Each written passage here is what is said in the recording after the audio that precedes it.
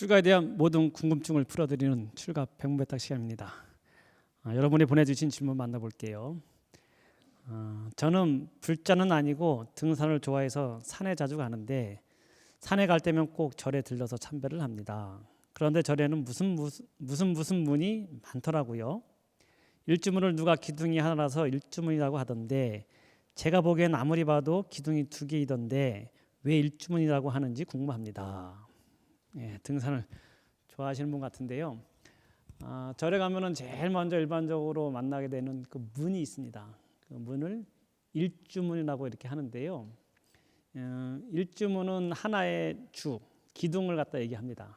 근데 지금 질문 주신 분처럼 기둥이 이렇게 하나야 되는데 왜 2개냐? 여기서 말하는 기둥 하나는요, 양쪽에 이렇게 하나씩 기둥이 있다는 것을 얘기하는 거예요. 일반적으로 집을 짓고 건물 지을 때는 기둥을 갖다 하나로서 이렇게 지을 수 없고 거기에 이렇게 보조적으로 몇 칸이 있어야 되거든요. 안 그러겠습니까? 우리가 건물 지을 때 기둥 하나 양쪽에 이렇게 착 있으면은 굉장히 이 기둥이 아마 건물이 불안할 거예요. 그렇기 때문에 일반적으로 건물을 지을 때는 기둥이 기본적으로 2개는 있어야 될 거예요, 양쪽에. 근데 이제 일주문이라고 했을 때 일주문은 그냥 우산같이 우리가 하나에 가운데 하나 있고 이렇게 빈 둘러 있는 게 아니고 양쪽에 하나씩만 있다는 거예요. 그런 의미로 해가지고 일주문을 갖다 얘기합니다. 근데 여기서 일주문이라고 했을 때 그 일주문에 또 여러 가지 의미가 있을 것 같아요. 일주문에 보면 여러 가지 이제 글도 써 있거든요. 제가 있는 법사 같은 경우에는 호서 제일 가람, 호서 지역 가운데서 제일 가는 가람이다 이렇게 써놓기도 하고, 일반적으로 또 자기 절, 절의 이름이 있으면 무슨 이딱 해가지고 절의 이름을 갖다 이제 써놓기도 하고, 그 다음에 양쪽에 이렇게 하나의 기둥이 있으면은 요 양 옆에 이렇게 주련을 갖다 보통 달아놓기도 하거든요. 제일 많이 있는 게 그 주련이 보면은 입차문내, 막존지혜 이렇게 양쪽에 써 있는 경우가 많을 거예요. 입차문내, 이 문에 들어온 사람은 막존지혜라. 그 지혜 아르마리를 갖다가 가지고 와서는 안 된다. 이게 뭐냐면은 처음에 절에 올 때 일주문을 통과할 때 어떤 마음으로 와야 되느냐? 하나의 마음으로 와야 된다. 뭐냐면은 내가 이 절에 들어오고 산정에 들어올 때 일주문을 통과할 때는 일체 모든 번뇌망상의 마음을 내려놓아야 되는 거예요. 이 문에 들어올 때는 막존지혜라. 아르마리라는 것은 뭐냐면은 내가 뭐 지위가 얼마나 높은데, 내가 나이가 얼만데, 내가 공부를 얼마나 많이 했는데, 내가 수행을 얼마나 많이 했는데, 그 같은 마음 아르마리를 다 놓고 와야 된다는 거예요.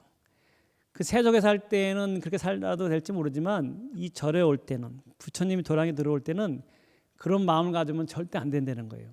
부처님 세계에 올 때는 그와 같이 자기가 가지고 있는 모든 아르마리는 다른 말로 번뇌망상이거든요. 그것이 자기 개인한테는 대단하고 잘난지 모르지만 부처님 그 도량에 들어올 때, 부처님 품에 올 때는 다 그것이 가련한 중생일 뿐입니다.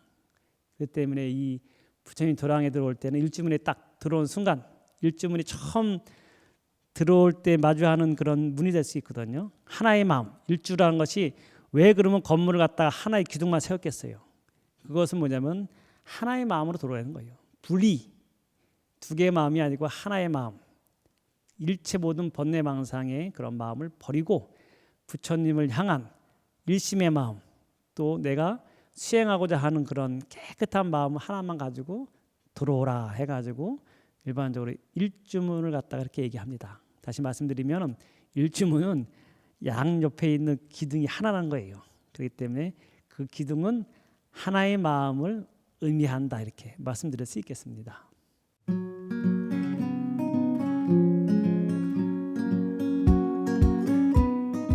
절에 오시면은 또 느끼는 게 절에 이렇게 문이 많아 이렇게 하시는 분이 있을 텐데요. 보통 절에 오면은 한 3-4개 이렇게 문을 통과하는 경우가 많을 겁니다. 말씀드린 대로 이제 처음에 보통 들어오면은 일주문을 통과하고 그쪽 오다 보면은 금강문이 있는 경우도 있고, 다 절마다 좀 틀려요. 불이문이 있는 경우도 있고, 불이 2개가 아니다. 말씀드린 대로 일주문하고 같은 비슷한 내용이거든요. 이 부처님 도량에 들어올 때는 2가지 마음을 갖다 가져오지 말아라 해가지고 부리문이라고 하는 경우도 있고, 그 다음에 더 오면 보통 금강문이라고 하는 문도 있어요. 있는 데도 있고 없는 데도 있어요. 금강문은 뭐냐면은 금강 역사가 이렇게 옛날부터 우리 절에 가면 무섭다고 하잖아요. 절에 올 때 제일 무섭게, 저도 어렸을 때 절에 가면 무서웠는데, 그게 뭐냐면은 그 절에 탁 통과해가지고 일주문 통과해가지고 오면은 보통 금강문을 통과하거든요. 그럼 금강 역사가 이렇게 나라양 금강, 밀접 금강이라 해가지고 양쪽에 이렇게 눈을 부라리고서 이렇게 막 이렇게 있는 모습, 그 모습도 굉장히 무섭고 크고 어떻게 보면 사람 모습 같기도 하고 용의 모습을 한 것 같기도 하고, 이게 뭐냐면은 금강문에 금강 바지라 해가지고, 금강이라는 것은 뭐냐면 부처님을 법을 옹호하는 그런 신장과 같은 것이거든요. 그래서 이제 바지라 하면은 이 벼락 같은 걸 얘기해, 번개를 얘기하거든요. 번개가 탁 모든 것을, 번개가 탁 치면 모든 것을 탁 일두양단하듯이 자르듯이 일체 모든 중생들이 가지고 있는 그런 본내망상의 마음을 갖다가 없애는 그런 역할을 하는 거예요. 신장님이에요, 쉽게 말해서. 절에 들어올 때 무서운 게 뭐냐면은, 옛날부터 죄가 많은 사람들이 절에 올 때 무섭다고 하잖아요. 그게 금강 역사가 이렇게 칵 들어올 때, 너 이놈, 너 이렇게 여태까지 살면서 나쁜 짓 한 거 있으면 내가 그걸 다 혼낼 테니까 그런 거 절대 지면 안 된다. 부처님 들어올 때는, 이 도량에 올 때는 깨끗한 마음을 가져야 된다. 그런 어떤 교훈적인 내용을 주기 위해서, 그 다음에 부처님 법을 옹호하는 측면에서 금강 역사가 이렇게 양옆에 이렇게 쫙 있습니다. 그래서 하나의 어떤 금강적인 역사는 뭐 입을 다물고 있고, 그 다음에 금강이라 해가지고 입을 벌리고 있는 금강도 있고 입을 다물고 있는 금강도 있는데, 하여튼 보통 보면은 금강문을 통과할 때 양쪽에 이제 금강 역사가 있는 경우가 금강문이라고 할 수 있고, 또 더 지나면 우리 이제 법사를 예를 들면은 금강문을 지나서 오면은 천왕문이 있어요. 천왕문이라는 것은 뭐냐면 비슷한 개념인데 사천왕이에요. 사천왕이 지키고 있는 거예요. 사천왕은 뭐냐면은 부처님 법을 옹호하고 중생들을 갖다 보호하는 그런 역할을 하는 것이 사천왕들이에요. 불교에 보면은 28천이 있다고 하잖아요. 욕계, 색계, 무색계 했을 때 수미산이 이렇게 있다고 봅니다. 불교에서는 수미산이 이제 세계 중심이고 가장 큰 산인데, 수미산이 이렇게 있으면 수미산 중턱, 우리 중생들은 저 밑에 살고 있고 수미산의 중턱에 동서남북으로 사천왕들이 있는 거예요. 그러니까 사천왕들이 굉장히 큽니다. 그 경전에 보면은 사천왕들이 굉장히 큰 모습이 있어요. 보면은 뭐 바다에 들어가도 이 몸이 반병이 안 댕길 정도로 굉장히 크게 묘사하거든요. 근데 그걸 묘사해서 그런지 정말 그렇게 크게는 아니지만, 일반적으로 금강문을 지나서 사천왕에 올 때 사천왕들이 이렇게 꽉 지키고 있어요. 거기도 보면은 동서남북으로 해가지고, 동쪽에는 뭐 지곡천왕, 광목천왕, 뭐 그다음에 진강천왕 해가지고 동서남북에 이 수미산 동서남북에서 지키면서 부처님 법을 옹호하고, 그다음에 중생들 갖다 이렇게 해야지는 역할하는 것이 사천왕이기 때문에, 보통 일반적으로 절에 금강문을 지나서 오면은 그 사천왕, 천왕문을 지나게 되는데, 처음에 얘기한 대로 절에서 문이 많은데 이렇게 일주문을 해가지고 그다음에 금강문 거쳐가지고 천왕문, 이게 뭐냐면은 다 사회든지 속가에 있을 때 여러 가지 업 같은지 안 좋은 거 다 버리라고, 없는 사람들은 그런 마음, 깨끗한 마음으로 가져오라고 그렇게 윽박지르기도 하는 모습으로 있기도 하고, 그 다음에 그 사람이 딱 들어오면은 보통 일반적으로 해탈문이 있어요. 그 문을 갖다 딱 거쳐서 오면은 해탈의 세계, 보통 일반적으로 부처님 해탈 열반 세계를 갖다 인도하는 해탈문을 갖다 보통 이렇게 지납니다. 그럼 그때부터는 이제 부처님 도량에 이렇게 탁 보통 펼쳐지는 거예요. 그래 가면은 거기에 법당이 있고 부처님이 계시고, 그 다음에 부처님 옆에 있는 보살님들을 모신 관음전이든지 지장전, 그런 것이 구조적으로 보면은 처음부터 일률적으로 이렇게 다 똑같지는 않지만 일주문을 거쳐가지고 금강문, 천왕문, 해탈문, 그 다음에 부처님 세계, 그것을 표현하기 위해서 그것이 문이 많다고 이렇게 할 수 있겠습니다.